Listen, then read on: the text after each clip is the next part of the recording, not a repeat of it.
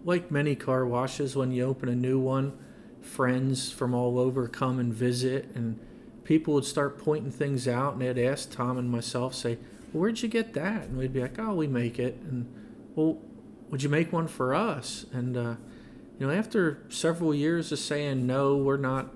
That's not what we do.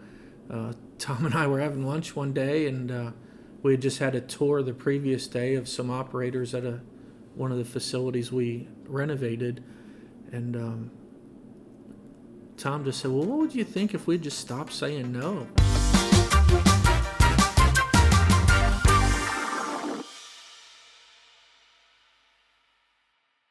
Welcome to the Modern Car Wash Podcast. I'm your host, Kevin Selaznik, and you just heard from Shane Groff, the Director of Product Development for Innovative Car Wash Equipment. Shane, who could be soft-spoken at times, shares a ton of knowledge from his nearly 30 years experience in the industry. We talk about his start as an 18-year-old kid to years later being wooed to come work for Hoffman Development Corporation. We peek behind the curtain of Shane's research and development process, and we even learn about his love for motorcycles. I really enjoyed my conversation with Shane, and I think you will too. So without further ado, let's get into it.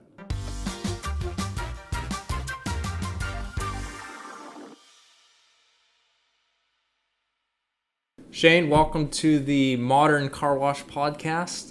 You're our second guest, so welcome.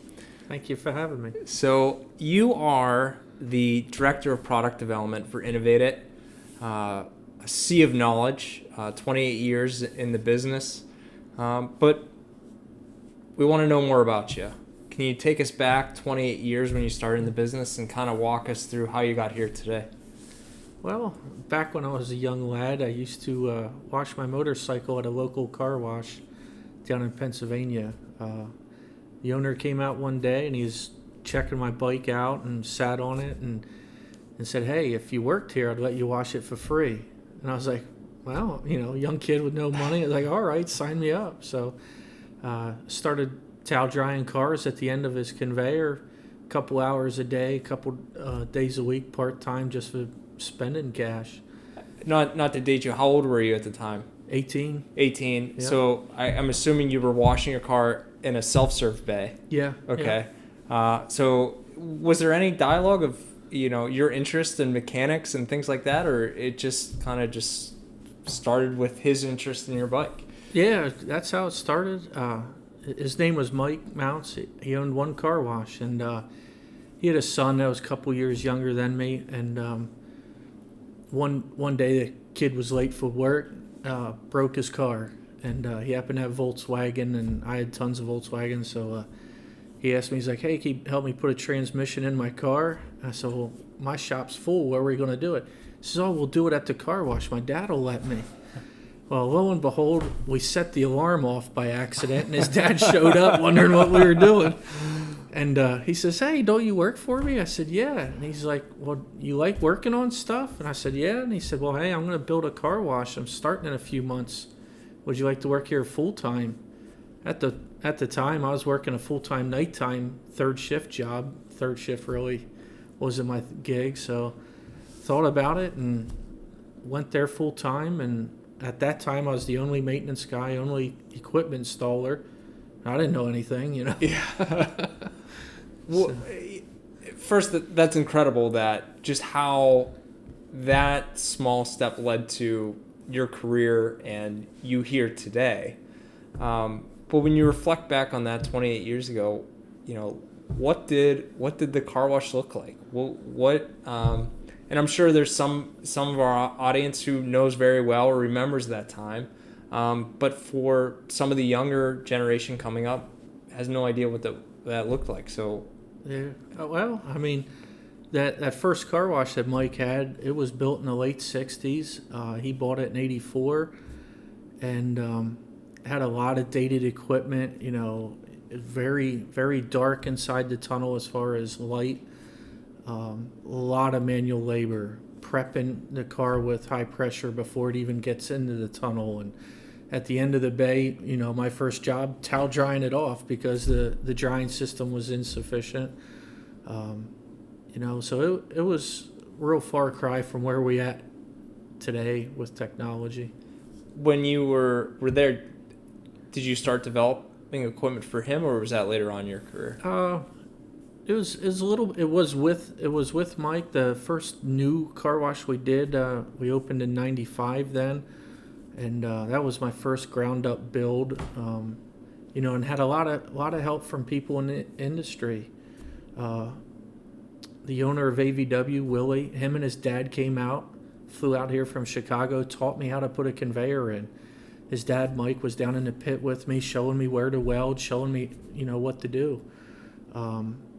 So there's a lot of people in the industry that, lend a hand and lend their knowledge. Tom Hoffman came down, helped me wire the controls, and started teaching me how to program.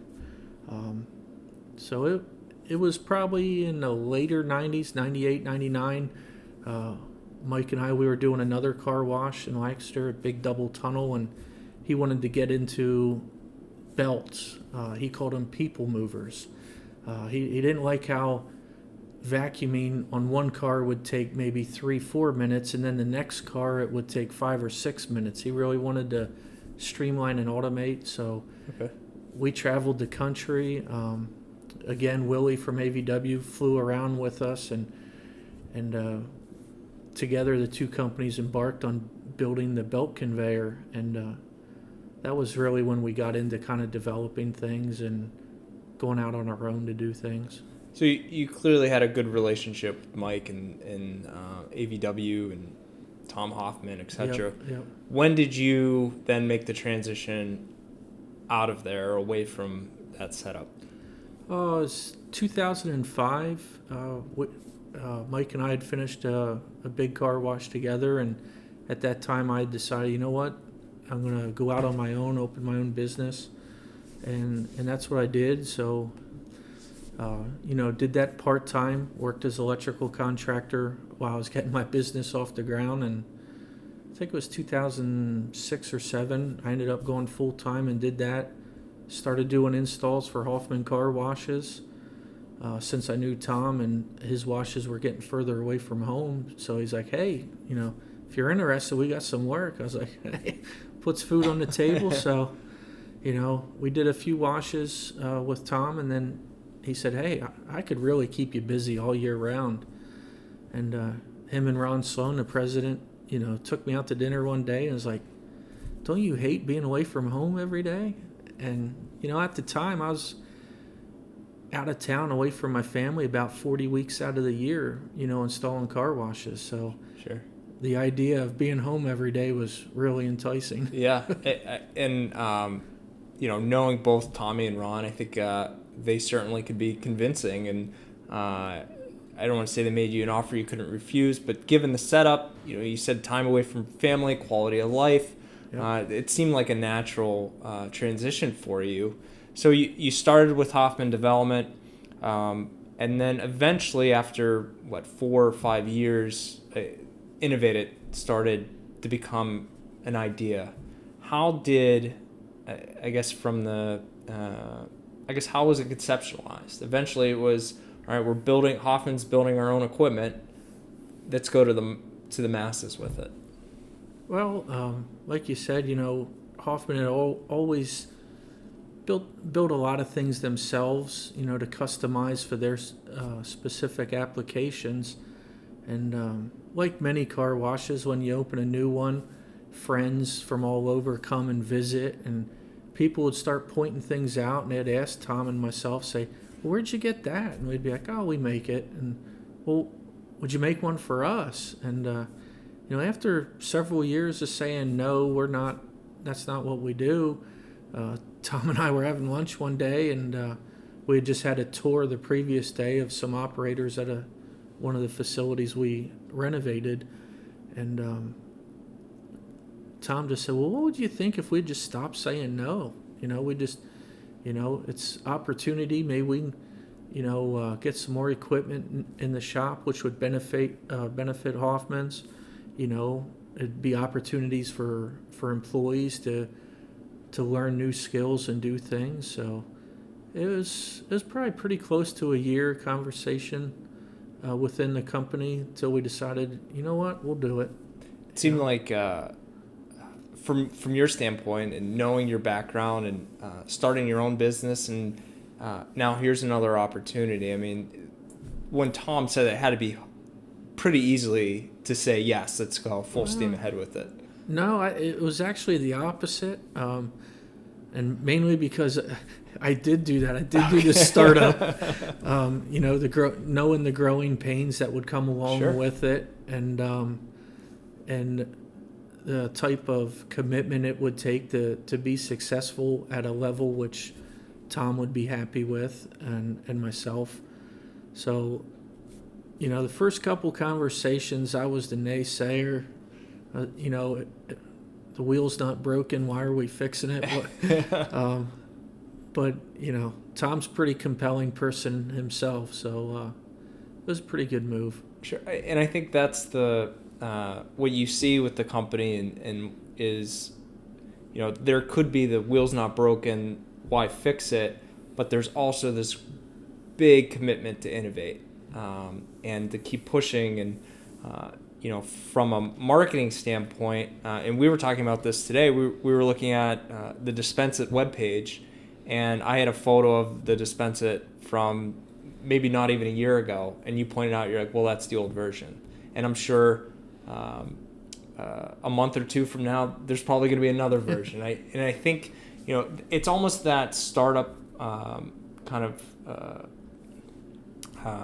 software kind of idea, is that you don't have to continue to put out the same product. You can continue to innovate and have different iterations, and keep building and keep progressing with that. And I think that's something I certainly appreciate about the company, and how it's managed and continuing to grow. But again, I guess I'm biased.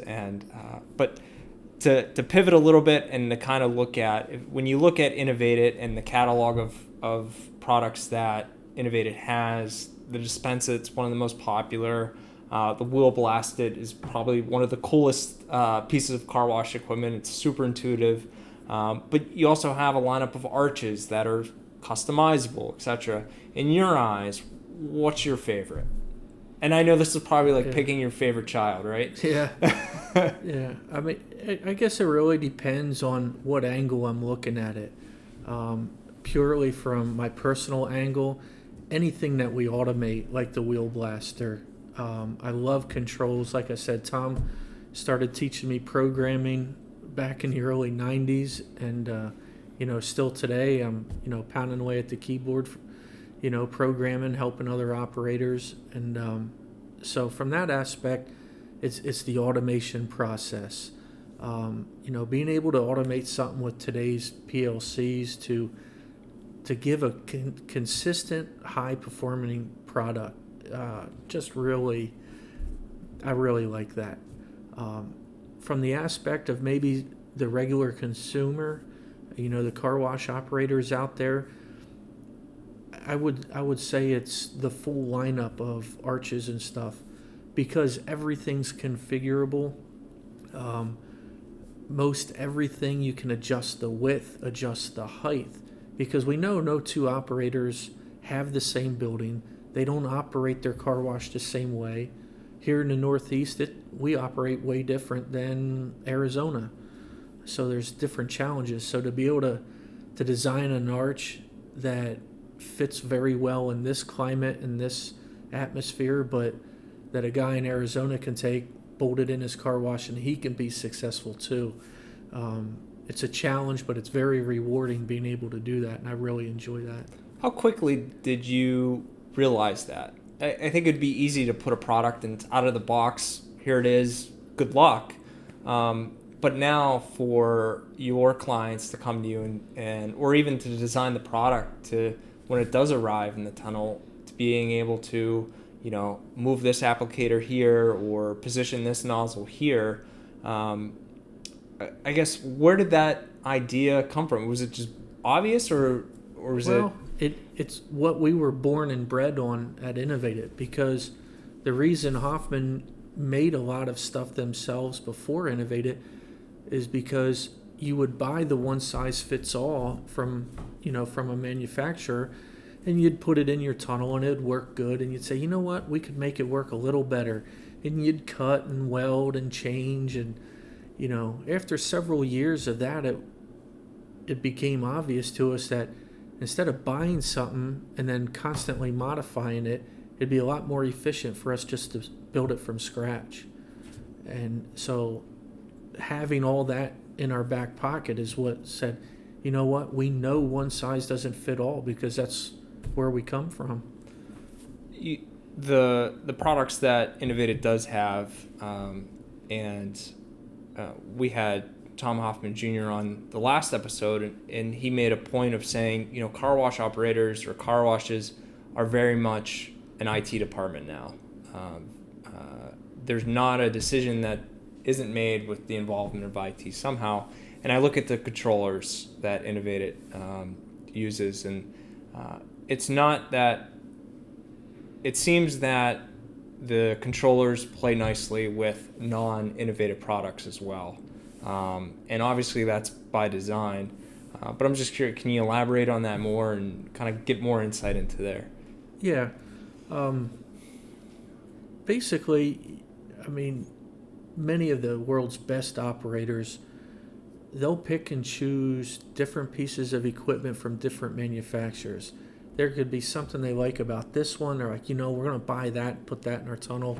We're going to buy this one, put this in their tunnel, buy this. And then they run into a situation where now they have 3 different systems, or 4 or 5, that they have to figure out how to get them to communicate together, how to get them to run efficiently together. And that's, what Hoffman did for years. We'd pick and choose what we wanted from different manufacturers and make them play nice in a sandbox. So with our background in controls, Tom, myself, and AJ and a few of the guys, it really became a point to make an automation system that controls everything. It integrates everything. For example, we control our heat, air conditioning, lights, air compressors, as well as all those tunnel arches and everything, our vacuums. And so it became apparent, that whenever we're writing code to make it and design it, that it can work with a wraparound, from AVW. It work with a wraparound from Pico or Sonny's. These companies build fabulous equipment, and we just happen to be building a control system that can enhance the performance to the level that Tom desires. So from a research and development standpoint, and we talked about how the companies continues to push the needle. How do you identify, or just, I guess, walk us through your basic research and development process? How do you identify an issue, and then how do you go to the drawing board and months later or whatever it is, spit out the product that is I guess produced? It really comes down to the feedback from the operators, whether it be the feedback from the Hoffman team or other customers, letting us know, whether it be a shortfall with our individual piece of equipment or just something that is going to enhance their process. With today, a lot of it is driven to reduce labor or reduce water or other utilities. So we rely heavily on the feedback from them, saying, if we could, the wheel blaster, for example, there's a lot of operators out there that spray chemicals on the tires before they go into the wash bay, and then they have a employee, high pressure washing the wheels and the tires. It's a lot of labor, it's a lot of liability, if a person slips and falls, whatever. And then today with the unlimited washing, that changed our whole industry. When the sun's out, you got to go. So anything you can automate that takes that stress off that employee looking out, seeing that long line of cars, so you identify that problem and you just tackle it, saying how can we wash that wheel without as much labor and do it in a consistent manner. So during the first episode with Tom, I had made a point of saying that this podcast is it lives on the Innovate website, but we didn't want it to make it an Innovate infomercial. Right. And I'm trying not to do that today. It just I think it's hard when you have the director of product development sitting here and constantly talking about Innovate. So I do want to switch a little bit or pivot a little bit. We certainly live in an unusual time. Operators are certainly probably the number one issue they face right now is battling the virus and keeping their employees safe. And, people aren't driving as much. But for you, when you look at the inside of a tunnel or the back room, what do you think the number one issue operators face today? I would say endurance of the equipment. Again, with all the unlimited washing clubs, years ago when I first got into the business, people would talk about high volume operators, guys that washed lots of cars. And, that might have been, 150, 200,000 cars a year. And those guys were high volume operators. Your average guy, he was 60, 80, maybe 100,000 cars a year. And he was just an average operator. Uh-huh. You throw the unlimited programs in the mix, the average guy now is doing the 150, 200, the high volume guys do, 4, 5, 600,000 cars a year. So you take that into an account, if you wash 600,000 cars in 1 year or 100,000 cars over 6 years, it's not the same on your equipment. The one that's doing it 600,000 in 12 months, he's just beating the equipment to death, getting everything out of it he can. So endurance of making sure that equipment can last, that's the challenge, because you don't want to be in there retooling your wash bay every year.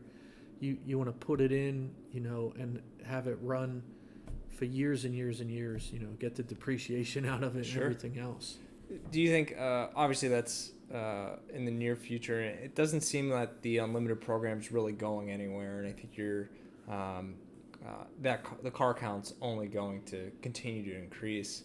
Tom was talking about the new location we just opened up just north of here and how big it is. It's a wide tunnel, wide back room. For you, from a maintenance standpoint, obviously this is a trend that I think we're going to see more of, but how nice is that for you to just be able to, I guess, spread your wings when you get into a new location like that? Oh, it's heaven sent, really. I mean, I remember in the 90s, you couldn't even walk down the passenger side of the tunnel because when the brushes weren't touching the car, they were scrubbing the wall.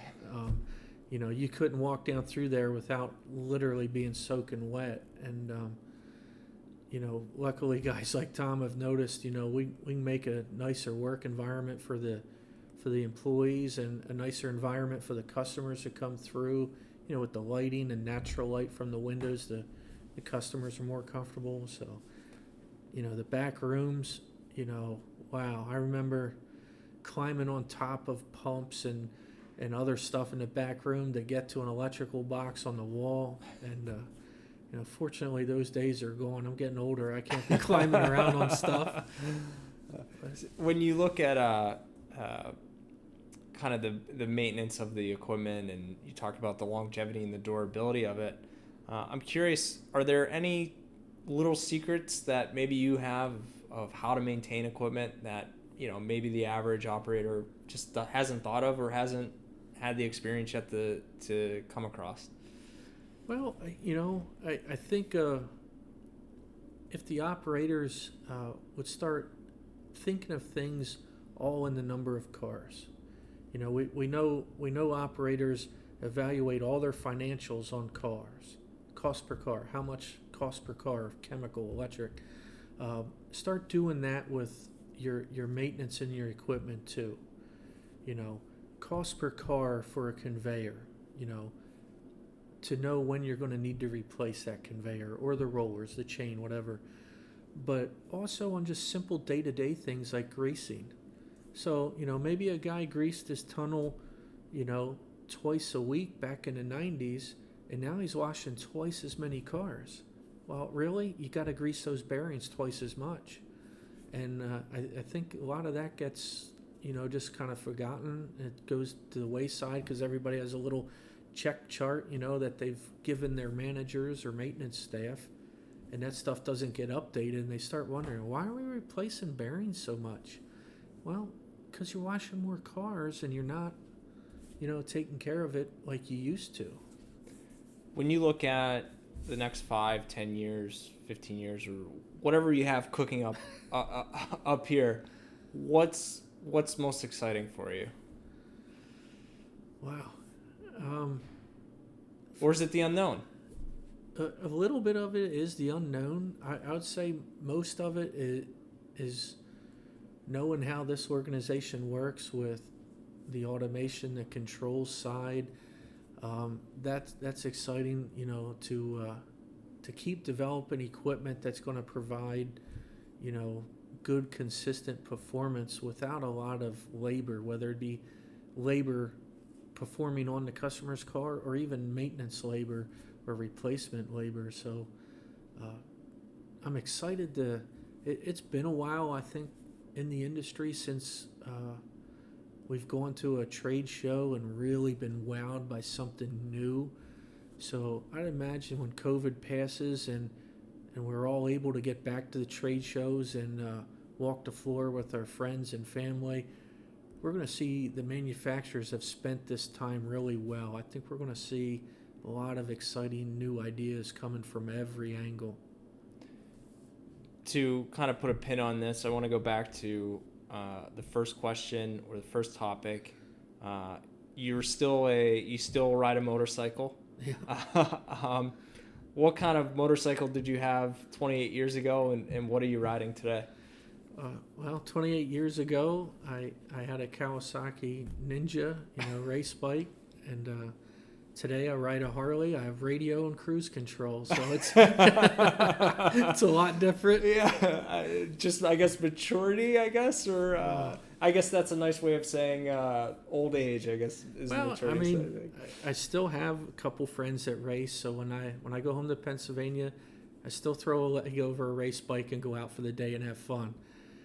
And then I enjoy getting back on my Harley and turn the radio on and just kind of relax it a little bit. So yeah, it's, times change, they evolve, and you gotta go with that flow. Sure. Shane, thanks so much for coming on. It's been fun talking to you and get the insight from 28 years ago and hearing about you climbing on equipment and kind of what your take is on where we're going. So thanks a lot for coming in. Thanks for having me.